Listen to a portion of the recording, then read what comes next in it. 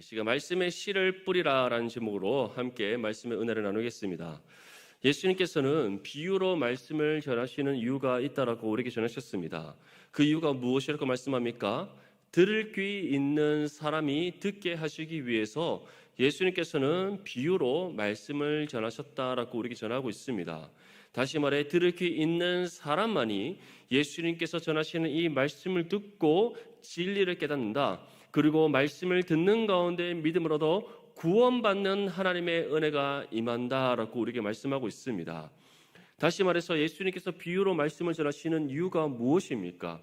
들을 귀 있는 사람, 하나님께서 창세전에 구별되게 선택하셔서 구원하시기로 작정한 그 사람들이 말씀을 들음으로 믿음으로도 구원받게 하시기 위해서다.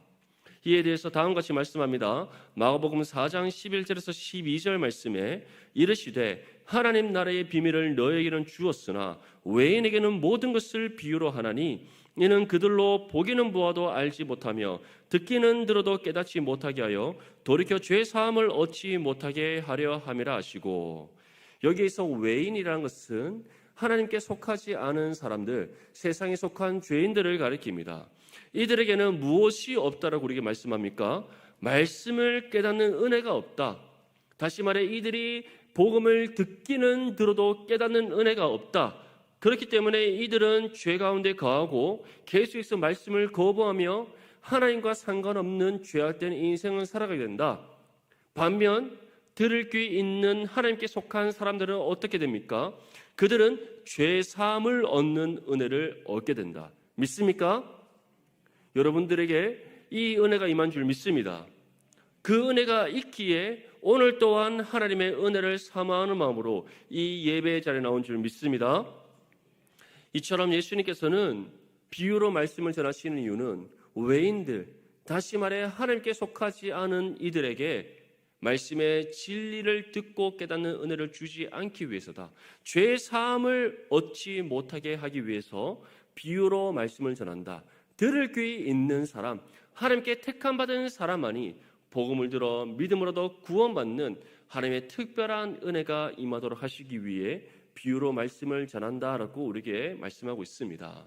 사랑하는 성도 여러분, 우리가 말씀을 듣는 가운데 진리를 깨닫는 이유, 말씀을 눈으로 읽고 묵상하는 가운데 진리의 보화를 발견하는 이유, 말씀 가운데 성령의 감동하심으로 우리의 심령이 새롭게 변화되는 이유, 말씀을 읽으면 읽을수록, 말씀을 들으면 들을수록 하나님을 아는 지식과 우리 자신을 아는 지식인 그 생명의 지혜가 충만하게 되는 이유, 그 모든 이유가 우리가 들을 귀 있는 하나님의 자녀이기 때문인 줄 믿습니다.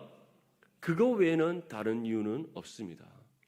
예수님은 이 부분에 대해서 4가지 땅에 떨어진 씨 부의 말씀을 전하셨습니다. 외인에 속한 사람은 길가, 돌밭, 가시떨기에 떨어진 씨입니다. 반면 하나님 말씀을 듣고 깨달아 죄 사함의 은혜를 받는 사람은 누구입니까? 좋은 땅에 떨어진 씨입니다. 오직 좋은 땅에 떨어진 씨만이 무성하게 자라 30배, 60배, 100배의 결실을 거둔다. 이것은 곧 좋은 땅에 떨어진 씨만이 하나님 앞에 합당한 구원의 열매를 맺음을 우리에게 말씀하는 겁니다. 예수님께서는 4가지 땅에 떨어진 씨 비유의 말씀을 전하신 것으로 그치지 않고 그 말씀의 참뜻을 이제 풀이하여서 제자들에게 전하십니다. 그 이유에 대해 다음과 같이 말씀합니다. 우리 13절 말씀 함께 읽겠습니다. 시작. 또 이르시되 너희가 이 비유를 알지 못할진대 어떻게 모든 비유를 알겠느냐. 아멘. 지금 예수님께서 지명하시는 너희는 누구입니까? 제자들을 비롯한 무리들입니다. 이들에게 왜 너희가 이 비유를 알지 못한다라고 말씀합니까? 아직까지는 이들이 이 비유를 들었을 때 깨닫는 시기가 오지 않았기 때문입니다. 제자들은 예수님과 함께 있음에도 불구하고 예수님의 부름에 응답했음에도 불구하고 그리고 예수님과 함께 공생의 삶을 살아가고 있음에도 불구하고 여전히 예수님이 누구신지 제대로 알지 못하고 있었습니다. 그 결과가 언제 나타납니까? 이들의 믿음 없음이 언제 나타나게 됩니까? 예수님께서 붙잡히시던 날 밤에 나타나게 됩니다. 베드로는 예수님께서 붙잡히심을 또한 십자가에서 죽음을 감당하실 것을 말씀하셨을 때 결탄코 예수님께서 붙잡히시도록 만들지 않겠다. 예수님께서 십자가에 위에서 죽도록 만들지 않겠다. 그가 분명히 다짐했습니다. 그때 예수님께서 무엇이라고 말씀하셨습니까? 오늘 밤 닭 울기 전에 네가 나를 몇 번 부인한다? 3번 부인하리라. 베드로가 무엇이라고 말합니까? 호언장담하면서 자신은 결코 주님을 버리지 않는다고, 주님을 배반하지 않는다고, 더 나아가 주님을 부인하지 않는다고 그가 말했습니다. 결과는 어떻습니까? 예수님께서 잡히시던 날 밤에 그 어떠한 제자 한 명 남아 있지 않고 모두 떠나버렸습니다. 베드로는 예수님께서 재판을 받는 과정 속에서 가까이 가지 못하고 그 주변을 맴돌면서 그 재판의 과정이 어떻게 되나 지켜보고 있었습니다. 그때 제사장의 그 뜰에서 그 제사장의 하인과 종들이 베드로를 향해서 너도 예수의 도당이지 않느냐라고 물었습니다. 첫 번째 부인합니다. 두 번째 부인합니다. 세 번째는 화를 내며 예수님을 저주하며 부인합니다. 그때 어떠한 일이 일어납니까? 닭이 울더라. 거기서 끝납니까? 끝나지 않습니다. 예수님께서 부활하셨다는 소식을 들었음에도 불구하고 도마는 예수님의 부활을 믿지 못합니다. 베드로는 사람을 낚는 업으로 부름받았음에도 불구하고 다시 옛 죄의 삶인 고기를 낚는 업으로 돌아가 버립니다. 그런데 이들이 언제 회복이 됩니까? 예수님의 부활을 목도하였을 때? 아닙니다. 예수님께서 하늘로 승천하시는 모습을 보았을 때? 아닙니다. 오순절 성령 강림을 통하여서 그들이 믿음으로도 구원을 받는 놀라운 회심의 역사가 일어났을 때 그들이 진정으로 예수 그리스도께서 자신의 구주됨을 믿게 되었고 그 이후로는 그리스도의 이름으로 예수 그리스도의 이름으로 능력받는 일을 당한다 할지라도 기쁨으로 여기게 되었다는 사실을 믿을 수 있기를 축복합니다. 그런데 지금은 어떻습니까? 아직까지 이들에게 믿음이 없기에 하나님 나라의 말씀을 들어도 예수 그리스도의 복음의 진리를 들어도 깨닫지 못하더라. 그래서 예수님께서는 이들로 하여금 말씀을 깨닫도록 하기 위해 예수님께서 비유로 전하신 이 말씀의 진리를 깨닫도록 하시기 위해 다시금 이 비유의 말씀을 풀어서 전하고 계신 겁니다. 분명히 기억하십시오. 믿음이 없이는 누구도 하나님 말씀의 진리를 깨달을 수가 없습니다. 믿음이 없이는 누구도 말씀 속에 감추어져 있는 진리의 보화를 발견할 수가 없습니다. 말씀을 통해서 역사하신 성령의 은혜를 받을 수가 없습니다.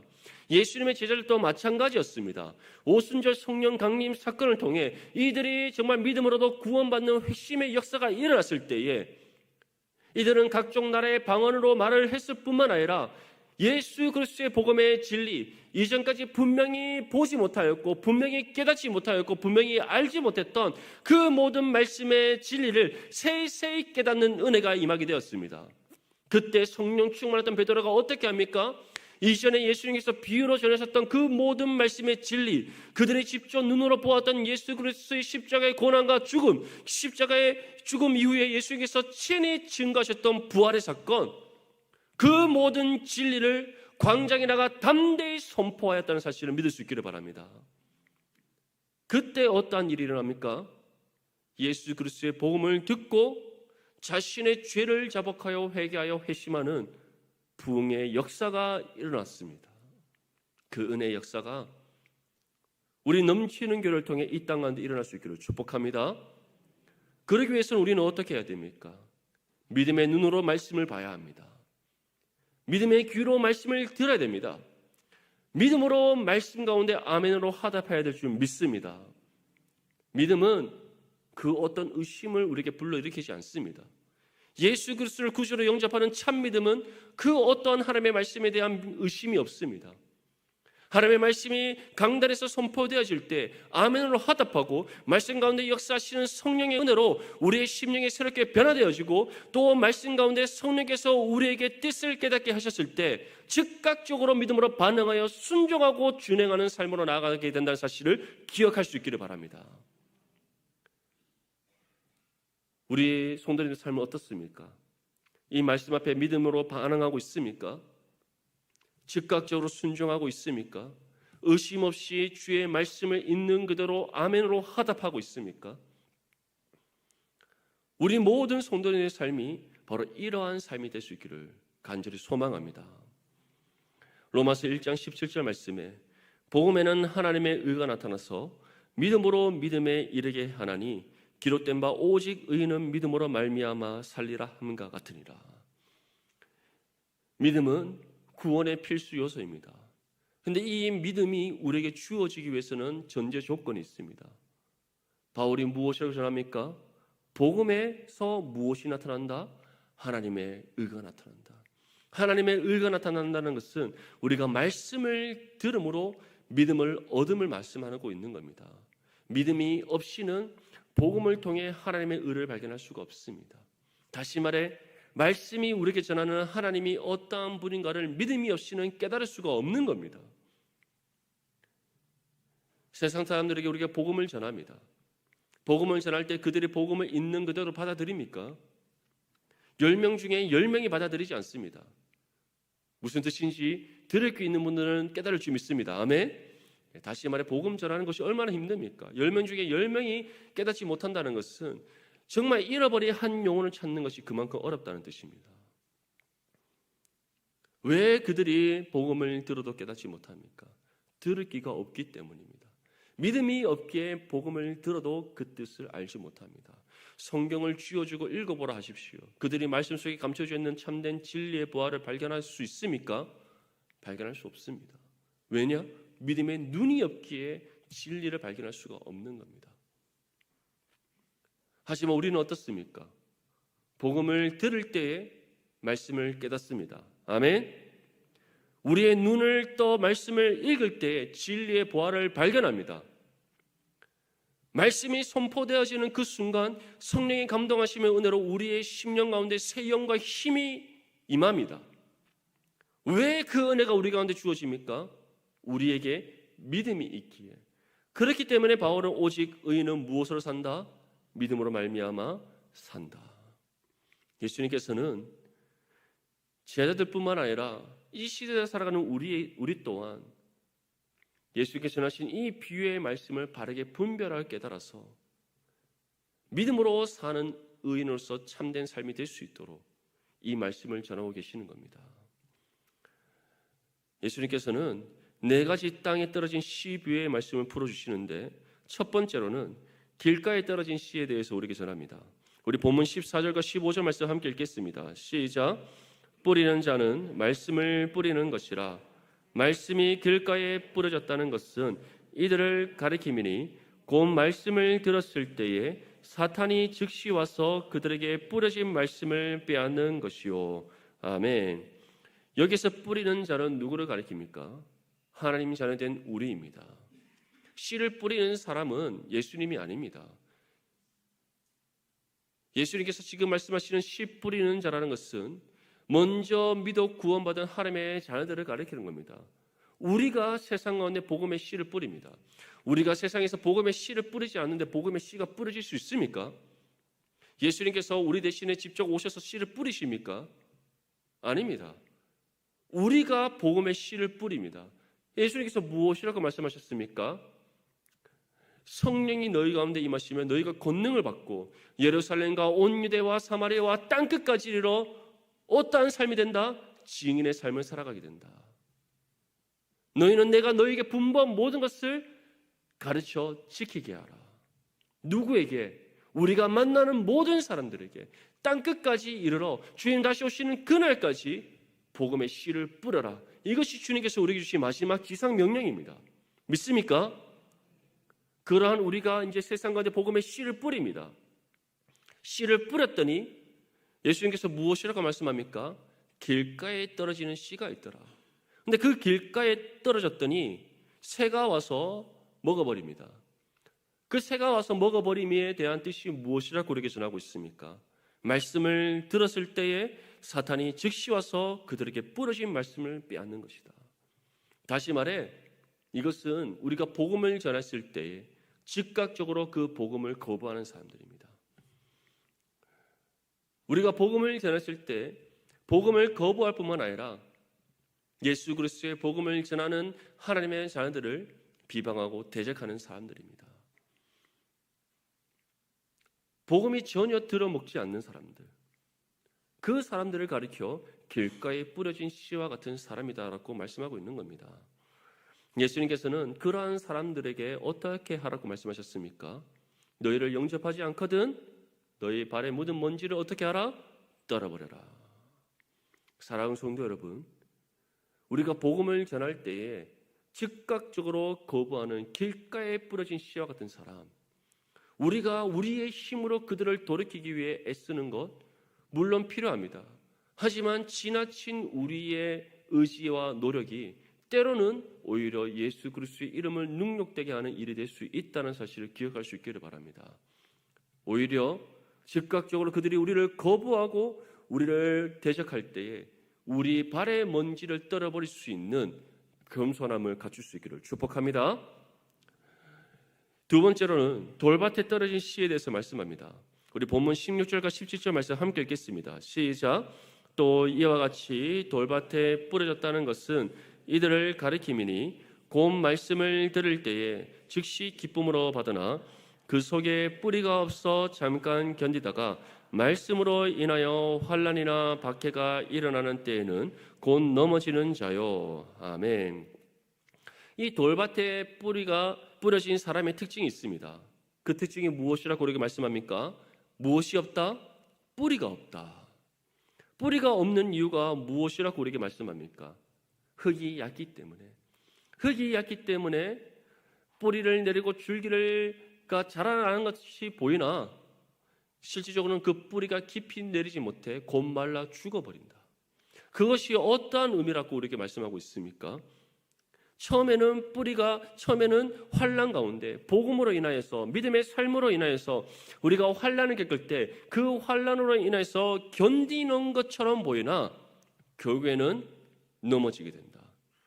넘어지고 난 후에 다시 일어선다는 말씀이 있습니까? 없습니다.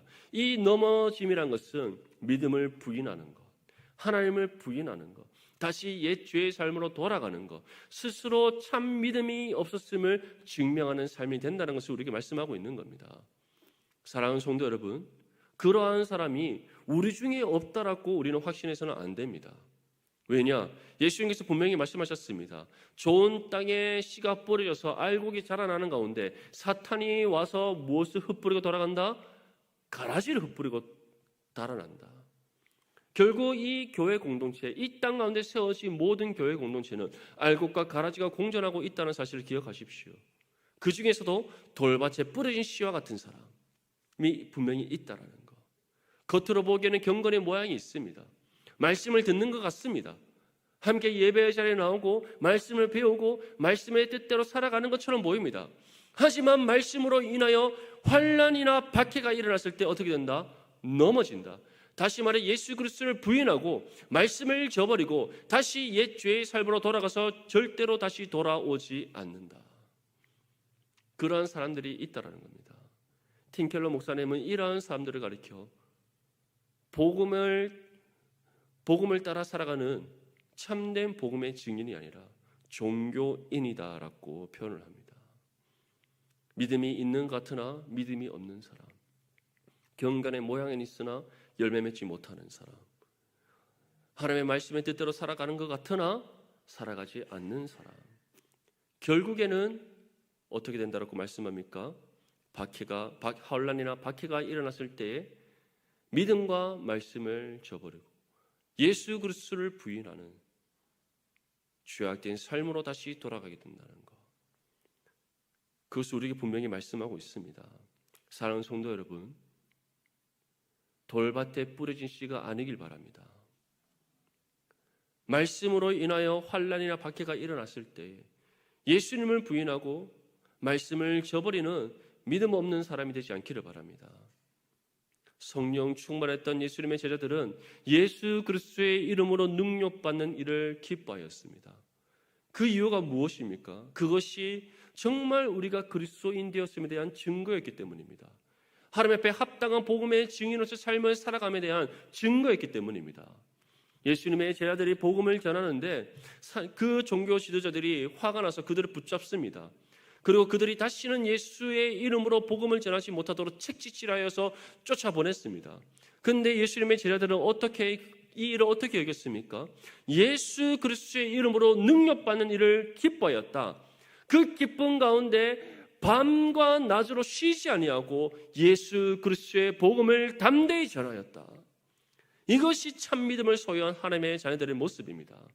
하지만 돌밭에 뿌려진 씨와 같은 사람은 어떻다라고 우리에게 전하고 있습니까?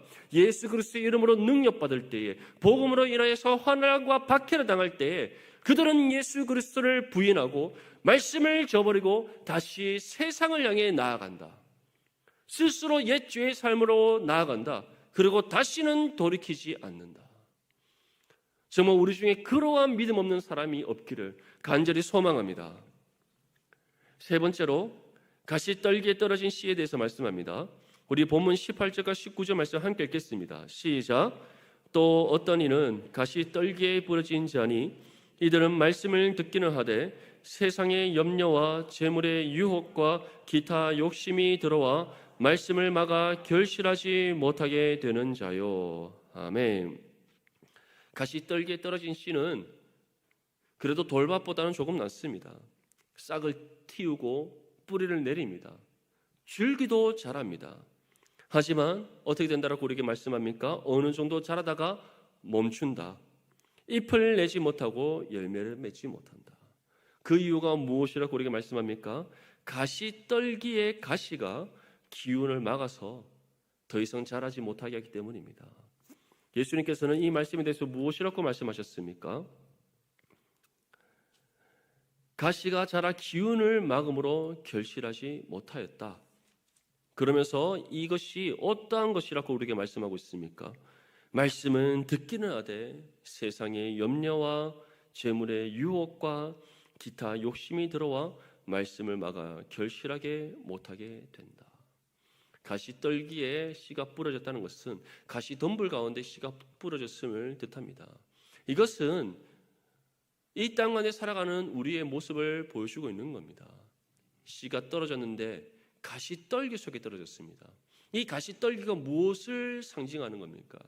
우리가 살아가고 있는 이 죄악된 세상을 상징하고 있는 겁니다. 이 세상을 의미하는 겁니다. 이 죄악된 세상 속에서 끊임없는 가시가 우리를 향해 공격해 들어옵니다. 그런데 참 믿음을 소유하지 못한 거짓된 사람들은 어떻게 된다고 우리에게 말씀합니까?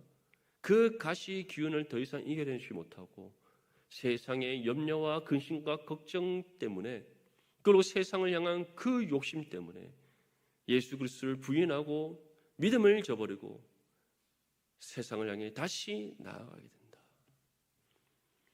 사랑하는 성도 여러분, 우리가 이 땅 가운데 살아갈 때 세상은 이처럼 우리를 가만히 내버려 두지 않습니다. 가시떨기에 떨어진 씨처럼 우리는 이 가시덤불과 같은 죄악된 세상 속에서 살아가고 있습니다. 그런데 가시떨기에 떨어진 씨와 같은 사람이란 것은 그 가시떨기의 기운에 사로잡혀 먹혀버린 사람을 뜻하는 겁니다. 세상이 염려로 가득 차 있는 사람, 재물의 유혹에 휩쓸린 사람, 기타 욕심으로 인하여서 말씀의 뜻을 따라 살아가는 것이 아니라 예수 그리스도만을 바라보고 의지하는 삶을 살아가는 것이 아니라 사도 바울처럼 내가 부하거나 가난하거나 상관하지 않냐고 자족하는 일체의 비결을 배워서 하나님께서 내게 주시는 은혜에 만족하고 자족하는 삶을 살아가는 것이 아니라 그 모든 욕심과 근심과 걱정과 염려로 인하여서 예수님을 부인하고 말씀을 저버리고 믿음을 부인하는 삶을 살아가는 사람, 그러한 사람이 바로 가시떨기에 뿌려진 씨와 같은 사람이라는 겁니다. 사랑하는 성도 여러분, 정말 가장 안타까운 모습이 어떠한 것인지 아십니까? 교회 안에서 함께 신앙생활을 하는데 누구보다 열심히 예배를 드리는 것 같습니다. 두 팔 벌려 예수 그리스도의 이름을 찬송합니다. 누구보다 말씀을 열심히 보는 것 같습니다. 누구보다 열심을 다해 교회를 봉사하는 것 같습니다. 하지만 그의 모든 말과 행동과 삶의 모습이 말씀과 상관이 없습니다. 그렇게 두 팔 벌려 찬송하던 그 모습과 상관이 없습니다. 오히려 믿음이라는 것으로, 신앙인 것으로 모두 포장되어 있지만 그 포장지를 다 벗겨내면 그 속에 무엇이 있는지 아십니까? 세상의 염려와 재물의 유혹과 기타 욕심이 가득 차 있는 것. 그러한 사람이 바로 경건의 모양이 있으나 열매가 없는 거짓된 사람인 겁니다. 가시떨기에 부러진 씨와 같은 사람이 바로 그와 같은 사람인 겁니다. 예수님의 제자들은 자신의 소유가 없었습니다. 사도 바울은 그가 고백하듯이 복음으로 인하여서 받을 만한 모든 능력과 핍박과 환난과 고통을 당했습니다. 그럼에도 불구하고 그들은 기뻐했습니다. 부족하다고 느끼지 않았습니다. 오히려 자족할 수 있는 일체의 비결을 배웠다라는 겸손의 믿음의 고백을 우리에게 전하고 있습니다. 왜 그렇습니까? 우리의 삶이 이 땅에서 끝나는 것이 아니기 때문입니다. 이 땅이 줄 수 없고 세상에서 가질 수 없고 세상의 그 어떤 부귀와 영화로도 우리에게 만족시켜 줄 수 없는 하나님 나라에서의 영생이 우리 가운데 예비되어져 있기 때문에 그 나라의 소망이 우리의 심령을 가득 채우고 있기 때문에 내가 이 땅에서 궁핍하다 할지라도 이 땅에서 예수 그리스도의 이름으로 능력받는다 할지라도 우리가 복음으로 인하여서 환난이나 박해를 당한다 할지라도 세상이 온갖 것으로 우리를 유혹하고 그 세상의 죄악된 가시가 우리를 공격해 들어온다 할지라도 그것에 우리가 휩쓸리지 아니하고 복음의 삶을 살아냈던 겁니다. 예수님 또한 어떻습니까? 머리 누울 곳 하나 없으셨던 우리 주님이십니다. 이 세상을 말씀으로 창조하시고 다스리시는 만유의 주 되시는 예수님께서 말씀이 육신이 되어 이 땅 가운데 오셨을 때에 가장 낮고 낮은 자의 모습으로 오셨고 머리 누울 것 하나 없으셨으며 그 어떠한 소유 없이 우리를 위해 자신의 생명을 아낌없이 하나님 아버지께 드리셨습니다. 그런데 그러한 은혜로 우리가 구원받았음을 믿는다면 우리가 세상의 염려와 재물의 유혹과 기타 욕심에 휩쓸려서 되겠습니까? 원하기로는 가시떨기에 뿌려진 씨와 같은 사람이 우리 손들림 중에 그 어떤 누구도 없기를 소망합니다. 그 모든 세상의 염려 떨쳐내십시오. 재물의 유혹 다 내어버리십시오. 모든 기타 욕심들 다 쓰레기통에 버려버리시기 바랍니다. 오직 하나님께서 주신 하나님 나라의 소망 붙잡고 영생의 소망을 꿈꾸며 주님가라 명하신 의의 길을 따라 나아가는 저와 여러분들이 될 수 있기를 축복합니다. 마지막으로 좋은 땅에 떨어진 씨에 대해서 말씀합니다. 우리 본문 20절 말씀 함께 읽겠습니다. 시작. 좋은 땅에 뿌려졌다는 것은 곧 말씀을 듣고 받아 30배나 60배나 100배의 결실을 하는 자니라. 아멘. 자, 좋은 땅에 뿌려진 씨는 어떻게 된다고 우리에게 말씀합니까? 말씀을 듣고 받아. 아주 중요한 전제입니다. 무엇을 듣고 받는다? 말씀을 듣고 받아. 이것은 말씀을 들음으로 믿음을 얻었다. 믿음을 얻음으로써 예수 그리스도를 믿어 구원받았다는 것을 함축적으로 우리에게 전하고 있는 겁니다. 구원의 원리는 단순합니다. 왜냐? 오직 유일한 한 가지 방법밖에 없기 때문입니다. 말씀을 들음으로 무엇을 얻는다? 믿음을 얻는다.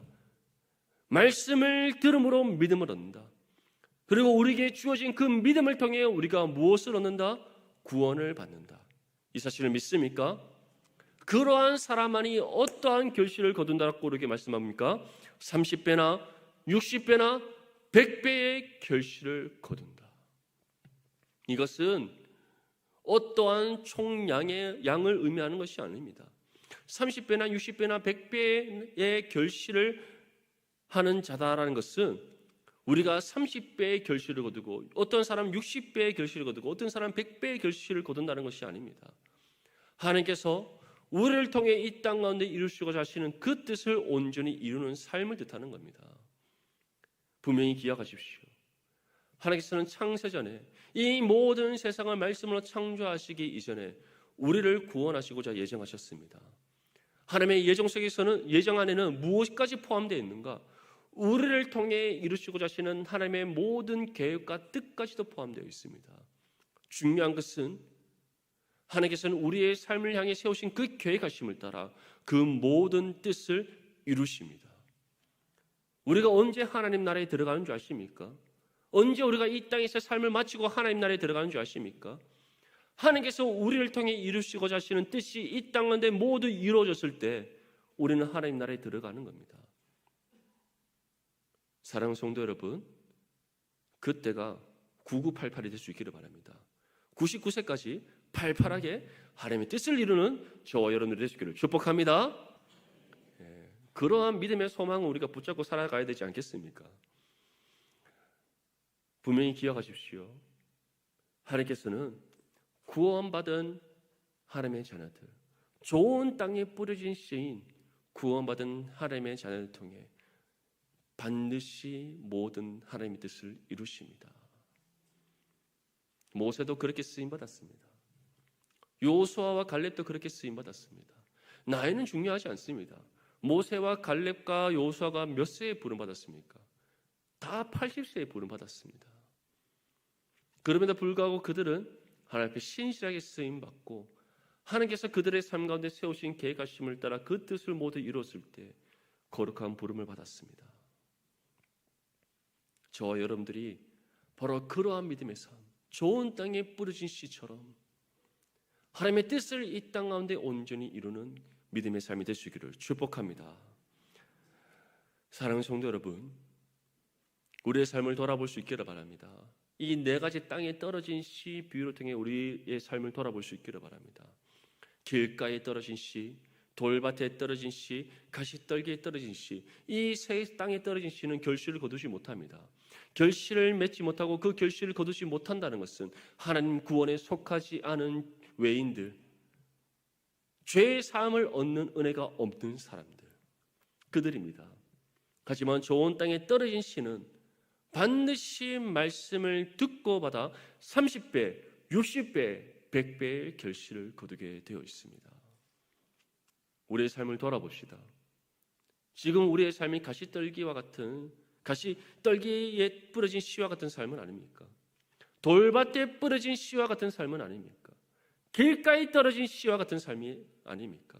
만약 그렇다면 우리의 모든 죄악들 주님 앞에 내어놓고 회개할 수 있기를 바랍니다. 회개할 때 주님 우리의 죄를 용서해 주십니다. 다시 회복시켜 주십니다. 다시 우리의 믿음이 솟게 되는 은혜를 주십니다. 그리고 그리스도의 의를 따라 나아가게 하시는 은혜를 주십니다. 간절히 소망하는 것은 우리 모든 성도님들이 좋은 땅에 뿌려진 씨처럼 말씀을 듣고 받는 일에 힘쓰고 이를 통해 하나님의 뜻을 이 땅 가운데 온전히 이루는 30배, 60배, 100배의 결실을 맺어 거두는 거룩한 하나님의 자녀들로서 합당한 삶이 될 수 있기를 축복합니다. 그러한 삶이 될 때에 우리를 통해 놀라운 하나님 나라의 역사가 이 땅 가운데 이루어질 줄 믿습니다.